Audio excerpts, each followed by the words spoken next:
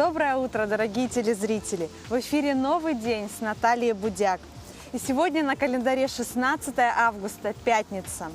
Даже несмотря на то, что сегодня пасмурная погода, мы продолжаем дарить вам бодрое настроение и бодрое утро. Как говорится, у природы нет плохой погоды. Ну а сегодня поистине вкусный день. Сегодня день малинового варенья. На самом деле недаром принят был этот день, потому что на Руси данный день назывался малинником и был посвящен, конечно же, одной из вкусных ягод. Ценили малину используют не только как продукт питания, но также и для повышения иммунитета и против простуд. В русских пословицах, поговорках, сказках и песнях малину очень часто, конечно, у нас используется. И если вспомнить такую известную поговорку, как не жизнь, а малина. И поэтому сегодня, дорогие телезрители, я приглашаю вас себя побаловать малиной свежей, либо приготовить малиновое варенье.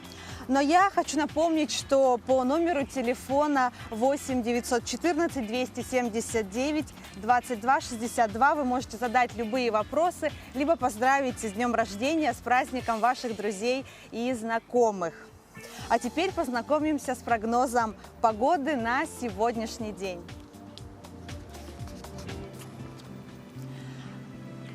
По данным Якутского управления по гидрометеорологии и мониторингу окружающей среды, в центральных Улусах в 6 часов вечера плюс 14-16 градусов, днем ожидается плюс 18, плюс 20 градусов тепла. В Заречье плюс 12, плюс 19, 6 часов утра, днем ожидаем плюс 17, плюс 23 градуса Цельсия тепла.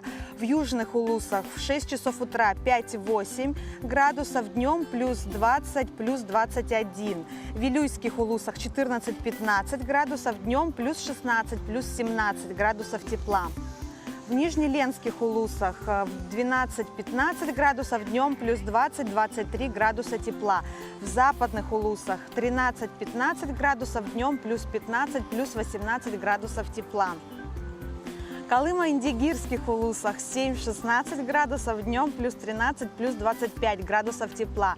В Янских Улусах 6-9 градусов, днем плюс 18, плюс 23 градуса. В северо-западных Улусах 5-9 градусов тепла, днем ожидаем плюс 9, плюс 15 градусов. Ну а в Якутске в 6 часов утра температура воздуха составила плюс 16 градусов, атмосферное давление 749 миллиметров ртутного столба, ветер юго-восточный 2-3 метра в секунду, а днем мы ожидаем в нашем городе 16-18 градусов тепла и кратковременные дожди, так что не забывайте взять с собой зонтик. Но я слово сейчас хочу передать своим коллегам из информационной службы новостей.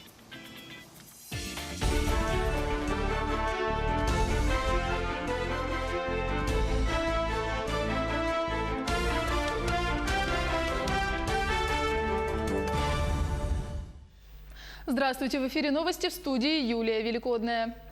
Минприроды разрабатывает программу по предотвращению лесных возгораний. В ней будет предложено значительно увеличить количество метеостанций, подключить науку, использовать для прогнозирования и предупреждения малую авиацию, а также дистанционное наблюдение, которое должны будут осуществлять квадрокоптеры. Также ведомство рассматривает вариант разделения леса на секторы. Отвечать за участки будут компании, которые работают на них. Предприятия, загрязняющие природу, обяжут компенсировать ущерб. Например, заводы могут заставить озеленять города. Минтранс разработал рекомендации по установке дорожных камер. Соответствующий методический документ разработало Министерство транспорта России. В настоящее время он дорабатывается и после утверждения будет направлен в регионы. Согласно проекту методики, место установки камер нужно выбирать с целью повышения безопасности движения, а не обеспечения поступления в бюджет от штрафов. Владельцам дорог рекомендовано размещать в сети сведения о расстановке камер. Если в зоне контроля число нарушений снизится на 80%, камеры нужно перемещать в другое место, заменяя их муляжами. При этом на картах муляжи должны обозначаться как обычные стационарные приборы. В Нерюнгринском районе объявлена акция «Помоги пойти учиться». Мероприятие поможет несовершеннолетним из семей, находящихся в трудной жизненной ситуации и социально опасном положении. Эта акция проводится не первый год и стала доброй традицией для всех, кто хочет и может оказать адресную социальную помощь при подготовке детей к новому учебному году.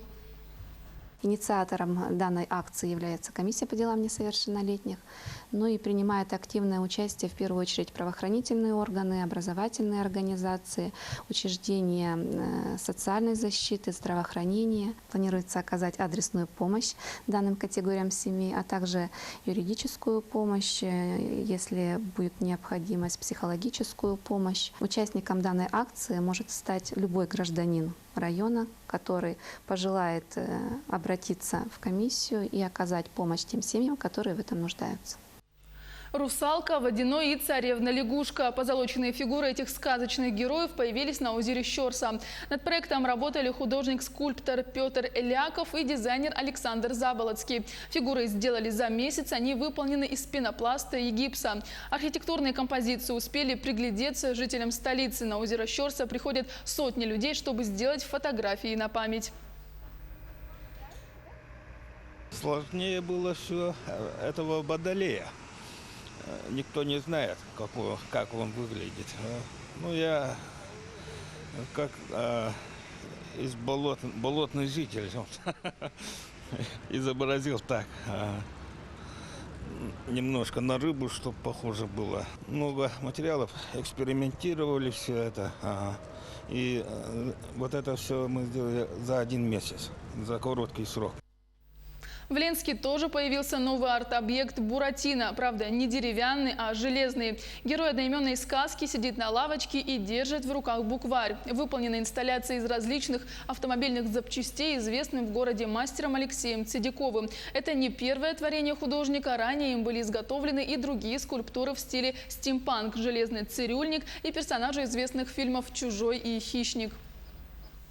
Век цифровых технологий, информация разлетается очень быстро. Люди приходят, делают забавные фотографии, рассылают их друзьям. Это тоже очень хороший показатель. Не только в больших городах произведения какие-то искусства, инсталляции, с ними фотографируются. Но также люди не только у нас в городе, но и в Якутии, и в России по этим фотографиям видят, что наш город также может быть украшен замечательными вещами, которые приносят радость горожанам, детям в частности, да и взрослым также. Мы следим за развитием событий, не переключайтесь.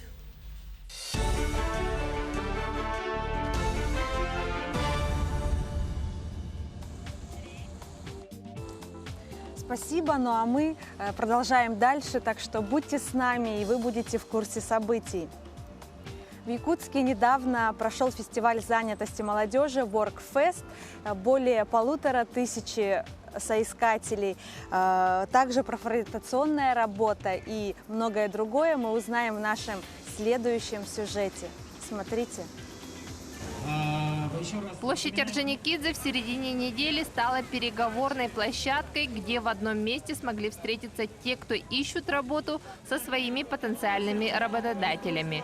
35 организаций, более 1500 вакансий. Они готовы взять на работу выпускников вузов, даже которые только выпустились и только готовы начать свой трудовой путь. Любой желающий может найти себе работу по желанию, и было бы только желание. В этом плане мы готовы помочь, готовы свести всех работодателей с соискателями. Вот сегодня мы их собрали, чтобы человек мог пройти собеседование напрямую, прямо даже с руководителем организации. Здесь у нас генеральные директора сидят, да, прямо вот настолько они нам идут навстречу. Чтобы устроиться на желаемую работу, каждому соискателю прежде всего нужно составить грамотное резюме. Если же вы затрудняетесь в этом, работники Центра занятости всегда готовы проконсультировать. Как правильно составить резюме? Ну, вкратце, да, обязательно нужно указать желаемую должность, которую ищет человек. Потому что во многих резюме, которые у нас приходят граждане консультироваться, оно не указано.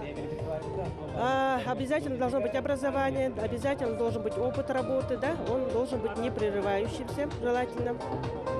Также включаются дополнительные сведения, то есть знание языков. указывается знание программ дополнительных, каких-либо, да, и, но вообще само резюме, структура резюме, оно должно быть вкратце.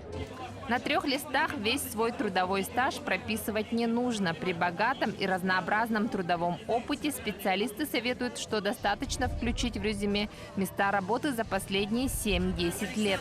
И желательно приписать, чем именно занимались на той или иной должности.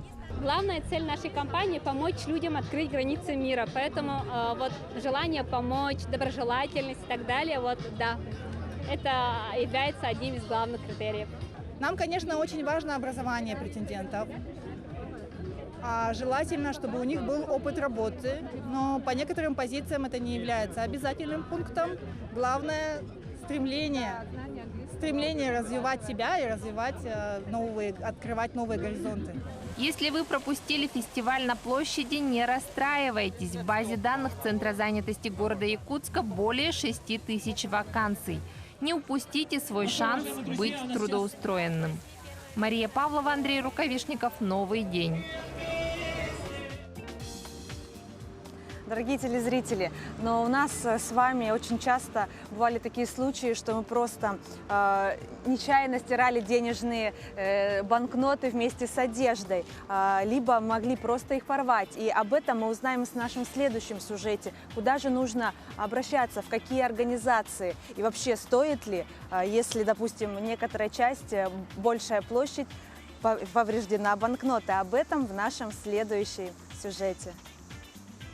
Если вы ее случайно постирали, либо надорвали, либо оторвался маленький кусочек, такую банкноту у вас должны принять во все виды платежей. В магазинах, за оплату за коммунальные услуги, но везде. Если же повреждения имеют более значительный характер, это у нас уже утрата большей части банкноты, да? Либо она обожжена, либо она подвержена была воздействию кислоты, либо каких-то других агрессивных сред, да, у нас банкнота, бумага становится ломкой, что ее может привести в неплатежеспособное состояние. Поэтому такие банкноты обмениваются только в коммерческих банках. У нас часто на банкнотах пишут, ставят штампы, дыроколом делают дырки, режут канцелярскими ножами, вырезают, приклеивают. Поэтому такие банкноты, конечно же, они изымаются из оборота, и потом они уничтожаются. Такие банкноты у вас должны принять везде, во всех видах платежей. Но такая банкнота потом, когда поступает в банк, она уже, конечно, потом не выйдет в оборот. 55% точно – это платежеспособная банкнота. Меньше – это уже не платежка. Потом есть такие нюансы, например, банкноту порвали или несколько банкнот порвали. Тогда надо очень внимательно склеить фрагменты и такую банкноту отнести в кредитную организацию для обмена. Монета тоже подвержена механическим воздействиям. Там у нас уже идет по весу монеты. Отсутствие 0,25% от веса приводит в неплатежеспособное состояние монету. И, конечно же, мы должны видеть обязательно на аверсе и реверсе изображения и принадлежность к Банку России определить. Банк России есть такое понятие, как льготный обмен для населения. Да? Это граждане Российской Федерации, которые пострадали от действия огня. Это вот у них сгорел дом, например, да? Или произошло возгорание в квартире. И сгорели деньги. Главное, чтобы была справка со службы пожарной безопасности, МЧС, да, что произошло возгорание по такому-то адресу и пострадали деньги. Самое главное – сохранить. Вот там, если они были в коробочке, если они были в целлофане, ни в коем случае не трогать, не пытаться самим что-либо сделать, аккуратно проложить чуть ли не поролоном, потому что это ваши деньги, да, надо как бы трепетно относиться вообще к деньгам, а к своим тем более. Поэтому отнесли в коробочке, в условной оценке 1 рубль сдали, не бойтесь, что вас там обманут или ваши деньги потеряются, нет, ведется очень строжайший учет. И обмениваются абсолютно все деньги. Дорогие телезрители, а я хочу с вами поделиться, что я очень люблю такую ягоду, как смородина. А еще больше я люблю за ней ухаживать в огороде. И сейчас в следующем сюжете мы узнаем от нашей замечательной огородницы Варвары Григорьевой Балбары, что же нужно учесть при выращивании данной ягоды. Так что смотрите следующий сюжет. Творческий рай у себя на даче создала огородница Балбара. Тут у нее и яблоня благоухает, и сарданы вот-вот распустятся, и рыбы в пруду, и птицы в саду. Во всем этом изобилии кустам смородины отведено особое место – уход за каждым листочком. Черную смородину прежде всего нужно весной очень хорошо, тщательно обрабатывать, для того, чтобы, в общем-то, потом не было никаких вредителей. А потом обязательно проливаем еще фитоспорином, чтобы корневая тоже была система вся чистенькая. И вот в итоге, видите, какие вот сейчас уже появляются ягодки. А для того, чтобы еще хорошо она плодоносила, и ягоды будут очень крупные, я беру вот картофельные очистки все и в теплице на поддонах высушиваю. Затем перетираем и все бросаем под смородинку. Эти именно очистки, это крахмал, чистый крахмал. Это очень полезно для смородинки. Обязательно нужно смотреть, чтобы вот не было никаких повреждений на них. Часто очень в этот период заводится тля. Поэтому каждый побег нужно просматривать, и как только что-то появилось, нужно сразу обрабатывать. Самое такое приносит вредитель – это черемуха. Вот черемухи обычно, муравьи, черемуха, и они вот разводят, поэтому черемуху старайтесь всегда за калиткой сажать. С медицинской точки зрения полезен весь куст смородины, включая веточки и листья. Чаи и отвары из них помогут при слабом иммунитете. Пройдясь по зеленому саду, мы собрали листья смородины, яблони, земляники, вишни и даже плоды прошлогодних ягод. И из всей этой красоты заварили вкуснющий чай, который мы прямо сейчас попробуем. Цвет очень красивый, прям янтарный, а на вкус очень насыщенный, яркий вкус.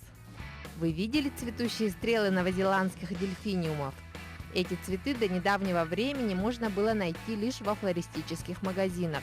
Во дворе Варвары Ивановны они растут не первый год. Хозяйка в ожидании, каким же цветом они распустятся в этом году. Сиреневые, фиолетовые, голубые с белым. Весной чуть можно удобрить любым удобрением универсальным, подрыхлить и поливать. Еще есть секрет такой, что когда вот эти стрелы отцветают, они выглядят некрасиво, и многие их срезают. Но у них ствол пустотелый, и нельзя этого делать, потому что если туда попадет дождь или снег, то дельфиниум может весной не выйти, а сгниет. Поэтому, когда его обрезаете, нужно обрезать повыше, а затем перегнуть. Просто. Но еще в этот год мы, в общем-то, закрывали все стволы пакетиками. Многолетние цветы экономят время и очень украшают участок, потому Варвара Григорьева ежегодно выписывает все новые сорта, чтобы проверить, смогут ли они пережить якутскую зиму.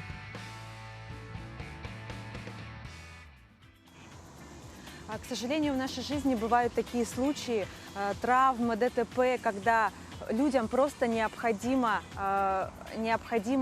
кровь. И об этом в нашем следующем сюжете.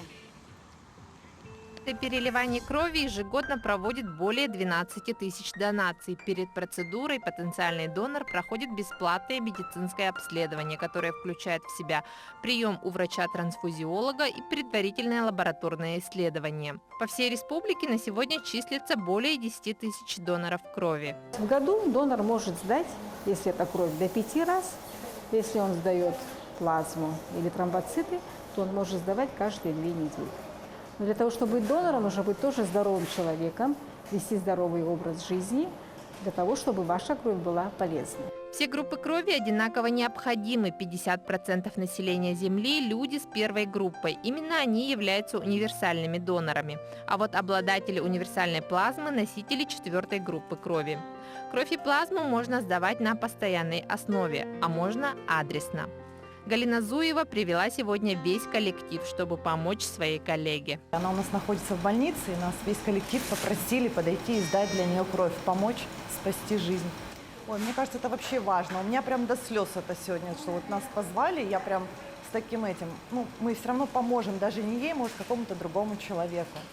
Считаю, что это очень важно, потому что крови не хватает, как нам сказали, в больнице. Чтобы спасти одного человека, часто бывает так, что нужна кровь многих доноров. Например, при сложной операции может потребоваться кровь от 50 человек. Категоричное противопоказание – это, конечно, человек, если переболел гепатитом, вот. Если он, конечно, заражен ВИЧ-инфекцией и другими гемотрансмиссивными заболеваниями. Это абсолютное противопоказание. Если человек страдает повышенным артериальным давлением, то тут нужно тоже смотреть. Если это давление не высокое, то это не является противопоказанием. Если давление, конечно, высокое, и у него уже гипертоническая болезнь, это тоже является противопоказанием. Если человек сдает в первый раз кровь, и ему еще нет 20 лет, он может сдать дозу 350 мл. А так физиологическая доза считается 470 мл. В этом году День донора проходит под лозунгом «Безопасная кровь для всех». Если вы хотите сделать свой вклад во спасение чьей-либо жизни, можете подходить по будням по адресу Петра Алексеева, 87. С собой документ, удостоверяющий личность. Мария Павлова, Семен Афанасьев. Новый день. Дорогие телезрители, ни для кого не секрет, что в настоящее время очень модно выглядеть не по своим годам, даже младше. И сегодня мы как раз поговорим об одном способе, как же поддерживать себя, это моржевание. И с большим удовольствием я хочу представить наших сегодняшних гостей.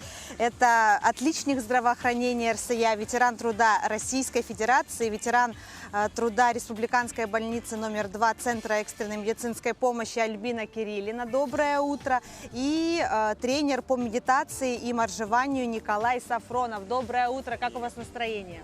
Отлично. Это самое главное. Николай, расскажите, пожалуйста, вот именно что сподвигло вас заниматься моржеванием? Ну, во-первых, можно сказать, что сегодня такое прекрасное утро, и начинаются как бы вот дни моржей, то есть холод, да? Я где-то до 8 класса очень часто болел и ангинами, и начал обтираться снегом, после этого уже пришло оздоровление. То есть тогда я понял, что холодная вот эта наша температура, она помогает иммунитету нашему оздоравливаться организму. И где-то в 90-х годах я начал уже купаться уже в холодной воде, когда уже река вставала, уже и прорубь, и обливание тоже, да, холодной водой. И все это приводит тоже к такой малой медитации, можно сказать, очень короткой медитации, когда что такое, когда мы говорим о медитации, это очень такое состояние, когда ум останавливается. И вот когда вы холодной водой тоже обливаетесь или входите в прорубь, тоже ум на некоторое время останавливается от холода, да, как шок получает. И вот это, наверное, есть вот это как раз состояние медитации, когда вот освобождение ума, и оно дает энергию, очень сильную энергию. И холодная вода, она издревле уже на Руси тоже, да, вот люди лечились издревле. Один из путей оздоровления всегда был. И поднимается иммунитет, как описывают, аж 5-10 раз, наверное. Вот. Поэтому приходите, присоединяйтесь к нам. Мы начинаем всегда в 6:30 на дамбе, на пляже. Мы всегда купаемся в 6:30. И вот в субботу будет встреча моржей. Первый раз мы с населением будем встречаться как общество. Организуемся как общество. И общество Саха-Моржи. Вот приходите в субботу, завтра 11 часов. Курашова, 24, 7 этаж, кабинет 703Б. Николай, скажите, а вот вообще есть какие-то противопоказания? То есть заниматься моржеванием может любой человек? Я правильно понимаю? Или все равно есть какие-то, вот нужно спросить, к врачу сходить или как? Вот, как вы? Ну, все равно, если человек больной, все равно, конечно, надо с врачом своим советоваться. Так самостоятельно начинают тоже очень много примеров, когда люди через моржевание, через вот это закаливание очень от таких даже страшных недугов, можно сказать, вылечились. Есть много примеров. Это по-разному, это все зависит от индивидуальности человека самого. Николай, ну с вами вот, я поняла, и ваша ученица. Расскажите, представьте нам ее. Сколько вы знакомы вообще, как? Это Альбина. Меня зовут Альбина. Я начала моржеванию 22 июня этого года. Я сначала очень боялась воды, потому что у нас эти утонули мои родные, и поэтому нам запретили просто купаться, подходить к воде. И благодаря Николаю Николаевичу я пришла к моржеванию. И очень рада. И я даже, знаете, что с 22 июня я занимаюсь и похудела на 3 килограмма. Мне было 70 килограмм, и сейчас у меня 67 500. Я очень рада. И очень я люблю, оказывается, воду. И призываю всех к нам, к моржеванию купаться. А вот вы сказали, что вы похудели. Это вот именно благодаря моржеванию? Или вы все-таки придерживались в питании тоже какие-то Нет, диеты? я ничего не придерживалась. Оказывается, я сама удивилась. И раньше я занималась, Гербалайф тоже, да? А потом я все бросила и пошла купаться. И так прекрасно выгляжу я. Благодаря к воде. Вы очень прекрасно выглядите, Спасибо, Альбина. я очень рада. Скажите, а вот у вас, получается, создана группа. Сколько человек, численность? Кто занимается? У нас уже через десятку, наверное, уже переходит уже количество участников общества, членов общества. Да, более 10 уже. Больше? Да, более 10. Ну, будем еще прибавляются, будут приходить, надеемся. Потому что все хотят здоровья. Большое спасибо вам, что вы пришли к нам в гости. Ну а мы с вами прощаемся. Всего доброго.